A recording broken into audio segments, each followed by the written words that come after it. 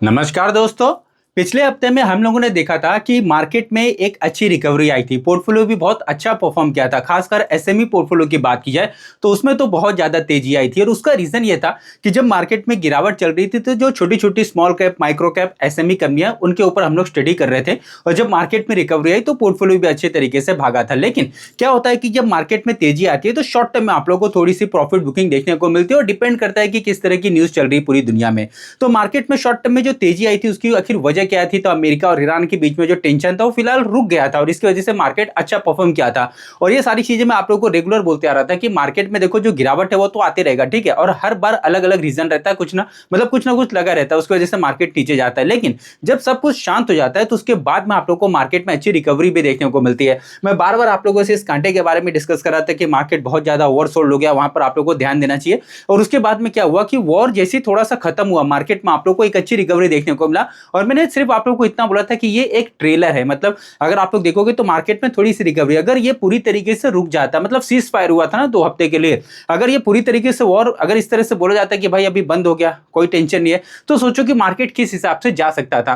अब ऐसे में अगर आज की बात किया, कल की बात किया, तो हम लोगों ने एक और न्यूज इस तरह से देखा कि जो सीज फायर हुआ था वो फिलहाल अभी हट गया है और वापस से अमेरिका, ईरान, इजराइल इनके बीच में टेंशन बढ़ते जा रहा है। तो मार्केट अभी थोड़ा सा वापस से नीचे की तरफ आया। तो ऐसे में आप लोगों को क्या समझ में आना चाहिए? आप लोगों ने एक बार ट्रेलर देख लिया है कि जब वॉर रुका तो मार्केट किस तरह से परफॉर्म किया, और ऐसे में बहुत सारे लोगों की गाड़ी छूट गई थी, ठीक है।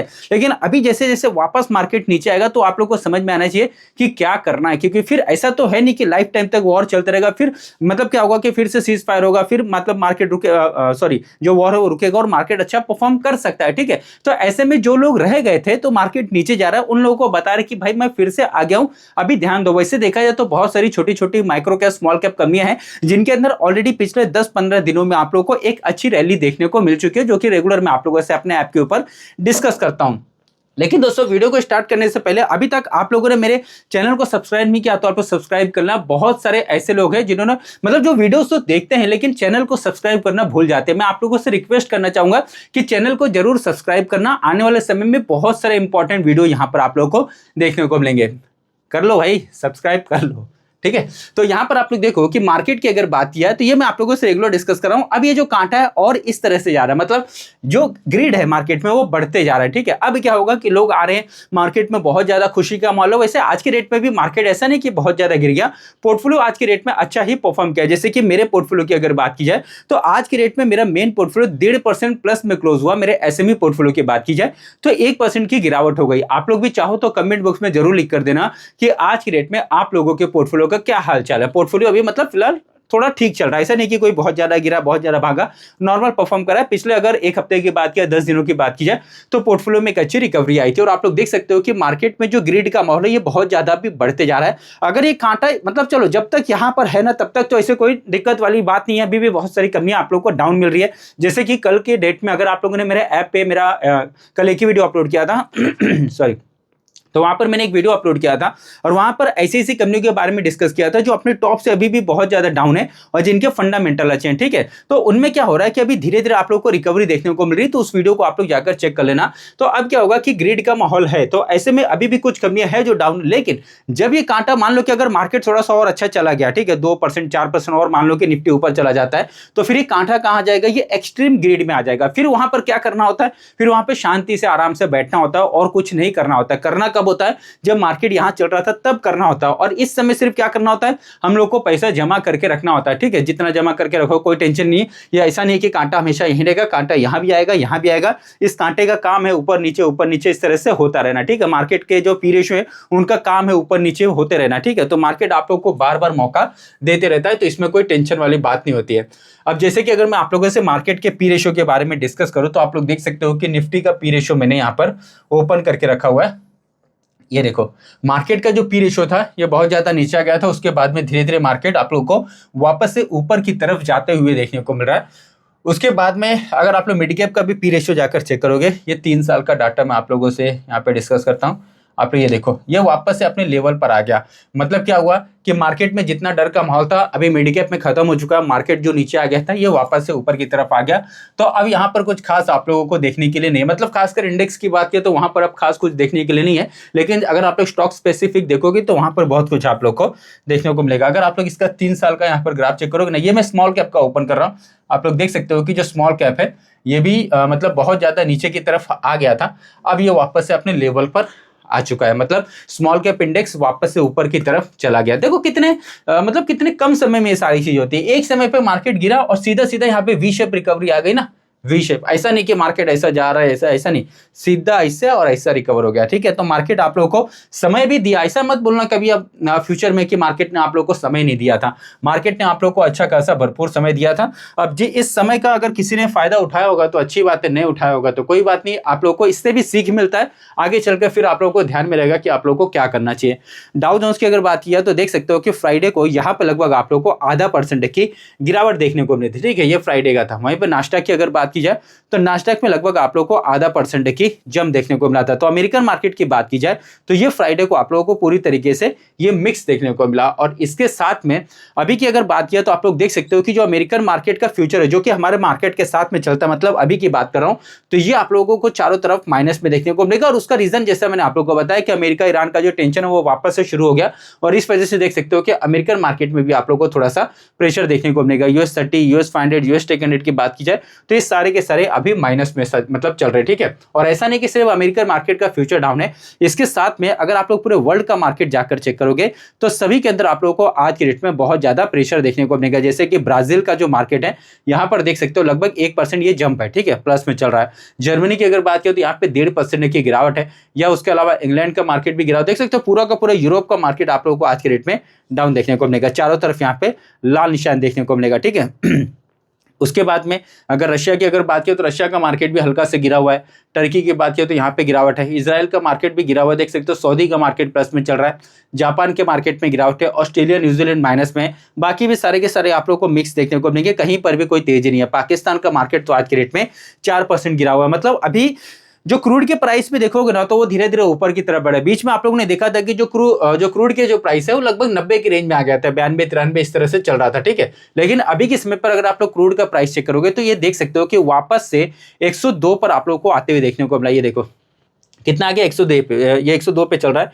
बीच में ये लगभग 92 93 पर आ गया था जब सीज फायर हुआ था। उसके बाद में फिर क्या हुआ कि मार्केट अपना अच्छा परफॉर्म किया, लेकिन फिर से क्रूड का प्राइस ऊपर बढ़ रहा है। तो इससे क्या होगा कि महंगाई बहुत ज्यादा बढ़ सकती है, और इस वजह से मार्केट में आप लोग को इस तरह की सिचुएशन देखने को मिलेगा। और वहीं पे दोस्तों रुपए की अगर बात की जाए तो आप लोग रुपए का यहाँ पर ग्राफ देखो कि जो रुपया तो थोड़ा मजबूत हुआ था, लेकिन अभी ये वापस से ये मतलब कमजोर हो रहा है। ये ग्राफ ऊपर जा रहा है, मतलब ये डॉलर का ग्राफ है, तो डॉलर वापस से ऊपर जा रहा है, रुपया फिर से मतलब कमजोर हो रहा है, और इस वजह से भी मार्केट में आप लोग को थोड़ा सा गिरावट देखने को मिला। लेकिन मुझे नहीं लगता कि आज की डेट में आप लोग का पोर्टफोलियो कुछ खास गिरा होगा। मुझे लगता है कि नॉर्मल परफॉर्म किया होगा। अभी शॉर्ट टर्म में मार्केट भागा है तो थोड़ा बहुत तो आप लोग को हल्का होते हुए देखने को मिल ही जाएगा। ठीक है, एक चीज हम लोगों ने ये देखा था फ्राइडे को कि जो एफआई जो बहुत ज्यादा बिकवाली कर रहे थे उनकी तरफ से आप लोगों को खरीदारी देखने को मिली थी।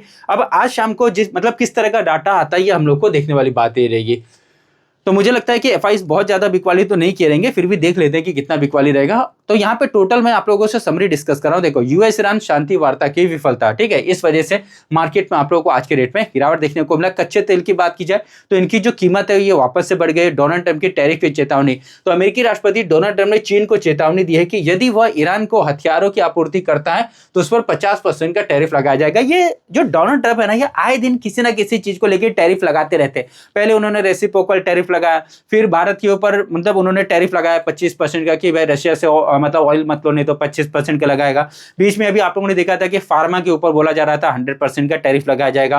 फिर उसके बाद में आप लोग देख सकते हो बीच में आप लोगों ने जो ग्रीनलैंड को लेकर देखा था कि यूरोप के जो देश है उनको ऊपर मतलब धमकी दी जा रही थी कि आपके ऊपर टैरिफ लगाया जाएगा। और अभी यहाँ पर अमेरिका जो चाइना को बोल रहा है कि भाई आपके ऊपर 50% का टैरिफ लगाया जाएगा। मतलब आप लोग देखो कि अमेरिका और जो यूरोप के देश है वो क्या करते हैं कि यूक्रेन को हथियार गोला बारूद सब मतलब दे रहे हैं, ठीक है, कि आप रशिया से जाके लड़ो, कोई टेंशन नहीं है। लेकिन वही चीज अगर चाइना जो है वो ईरान को अगर मान लो कि गोला बारूद हथियार जो भी दे रहा है तो उसको बोल रहा है कि भाई हम आपके ऊपर टैरिफ लगाएंगे। मतलब यहाँ पर अमेरिका साफ साफ देखो किस तरह से मतलब अपने सभी लोगों को उसने कंट्रोल करके रखा। लेकिन आपको पता है कि चाइना वो अमेरिका को बहुत अच्छे तरीके से टक्कर देता है। बीच में जब क्या हुआ था कि रेसिप्रोकल टैरिफ लगाया गया था तो फिर यहाँ पर मतलब चाइना की बात किया तो उन्होंने सेम इस तरह से जवाब दिया था कि भाई आप हमारे ऊपर जितना टैरिफ लगाओगे हम आपके ऊपर लगाएंगे। तो मुझे लगता है कि चाइना रशिया इनको फर्क पड़ता है, ठीक है, कुछ फर्क पड़ने वाला नहीं है इनको कितना भी इनके ऊपर टैरिफ लगाया जाए।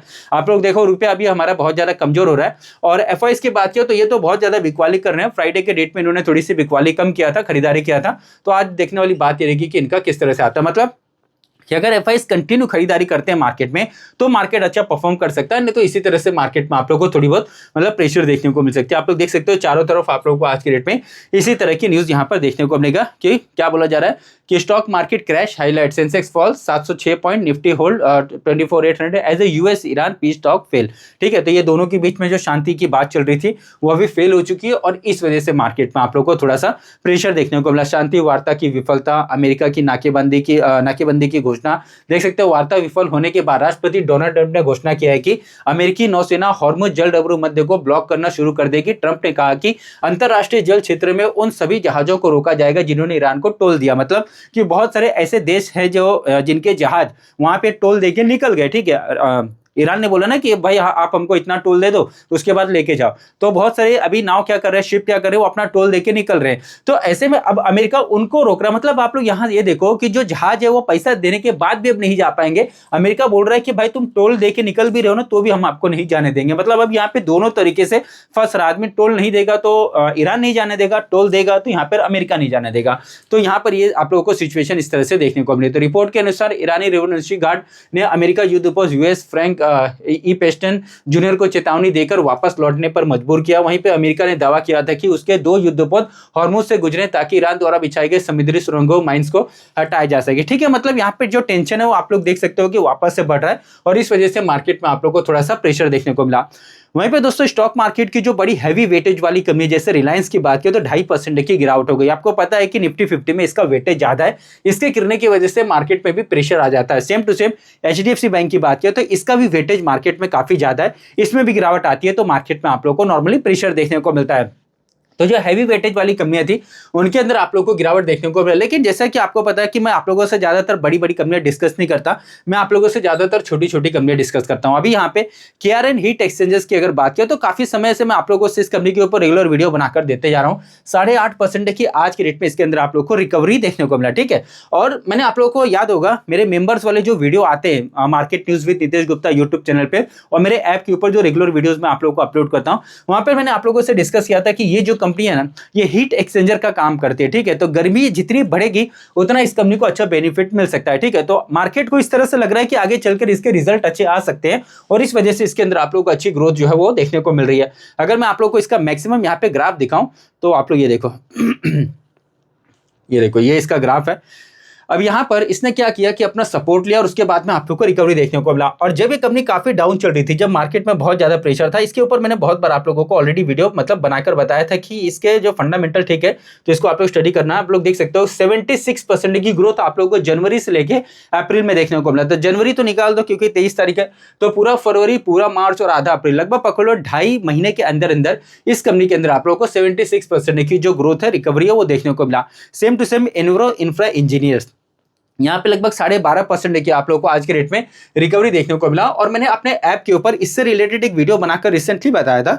मतलब यहाँ पर ये देखो ये जो न्यूज़ थी आप लोगों को 12 अप्रैल के देखने को मिलेगी। ठीक है, जब ये अपडेट आया था मैंने आप लोगों से डिस्कस किया था कि 972 करोड़ रुपए का इस कंपनी को एक अच्छा ऑर्डर मिला। ठीक है, अब मान लो ये छोटी कंपनी के हिसाब से इसको ऑर्डर काफी अच्छा मिला, तो छोटी कंपनी के हिसाब से बड़ा ऑर्डर मिला और इस वजह से आज के रेट पे इसके अंदर आप लोग को अच्छी रिकवरी देखने को मिला। तो कोई भी स्टॉक अगर ऊपर जाएगा या नीचे जाएगा तो कुछ रीजन होते हैं जिसकी वजह से उनके अंदर आप लोग को नॉर्मली तेजी और गिरावट इस तरह से देखने को मिल जाता है। अभी जैसे कि दी डेवलपमेंट की अगर बात किया तो आज के रेट में 6.5% की रिकवरी है। मैंने आप लोगों को इसके ऊपर भी एक अपडेट बताया था कि इस कंपनी को भी कंटिन्यू बहुत सारे ऑर्डर मिलते जा रहे हैं और इस वजह से यहाँ पर भी ग्रोथ है। और ये ज्यादातर ना आप लोग को छोटी छोटी ही कंपनियां देखने को मिलेगी। आप लोग देख सकते हो लक्ष्मी इंडिया फाइनेंस की अगर बात की जाए तो इसका अगर आप लोग ग्रोथ चेक करोगे तो आज की डेट में 4% की रिकवरी है। 5 दिनों की अगर बात की तो सिर्फ 5 दिनों के अंदर अंदर आप लोग देख सकते हो 32% की रिकवरी देखने को मिला। तो जैसे मैंने बताया कि भले इंडेक्स नीचे की तरफ जा रहा है, ठीक है, लेकिन जो कंपनियां हैं वो अपना काम कर रही है। देखो कंपनियां ऐसा नहीं कि सारा बिजनेस बंद करके बैठी है,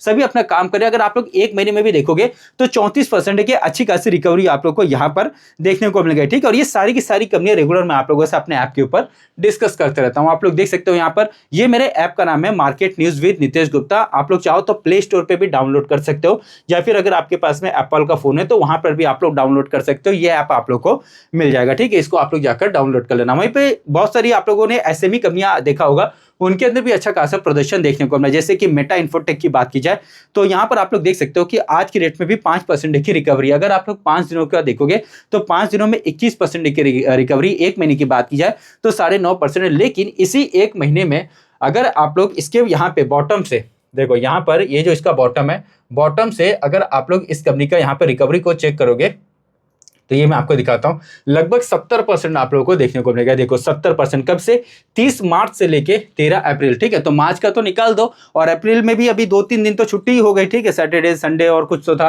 तो यहाँ पर बंद हो गया। तो समझ लो कि सिर्फ 7 से 8 दिन के अंदर अंदर 70% की आप लोग को रिकवरी देखने को मिला। इतनी रिकवरी इतने कम समय में नॉर्मली आप लोग को micro cap, small cap, SME या फिर मतलब जो छोटी कंपनियां होती है उनके अंदर ही देखने को मिलता। बड़ी कंपनियों में इतनी जल्दी रिकवरी कभी भी आप लोग को नॉर्मली नहीं देखने को मिलता, रेयर चांस रहते हैं इस तरह के। सेम उसी तरह से इंसोलेशन एनर्जी, ठीक है। अभी कल की वीडियो, कल का अगर आप लोगों ने मेरे ऐप पे जो मेरा वीडियो देखा होगा तो वहां पर मैंने आप लोगों से बहुत सारी ऐसी कंपनी डिस्कस किया था जो अपने टॉप से डाउन है, ठीक है, जो कि मैंने आप लोगों को शुरू में बताया। तो उसमें से ये कंपनी भी थी। आज के रेट में आप लोग देख सकते हो कि 9.5% की यहाँ पर भी आप लोग को अच्छी रिकवरी देखने को मिला। वहीं पे असरफी हॉस्पिटल की अगर बात किया तो इसका 6 महीने का अगर आप लोग ग्राफ चेक करोगे तो देख सकते हो 67% का यहाँ पे ग्रोथ है। एक साल की अगर बात की जाए तो 152%। मतलब सोचो कि पिछले एक साल में मार्केट नहीं चला है लेकिन फिर भी इस कंपनी के अंदर 152% की ग्रोथ है। तो इससे आपको क्या समझ में आता है? अभी जैसे आप लोगों ने आनंद राठी भी देखा होगा या इस तरह से आप लोगों ने प्रेशियन वायर करके कंपनी देखा होगा या आप लोगों ने मतलब ऐसे बहुत सारी कंपनियां हैं जो अभी अपने ऑल टाइम हाई पे ट्रेड कर रही है। जब उनको कुछ फर्क नहीं पड़ रहा है कि मार्केट में क्या प्रॉब्लम है। तो सेम इसी तरह से होता है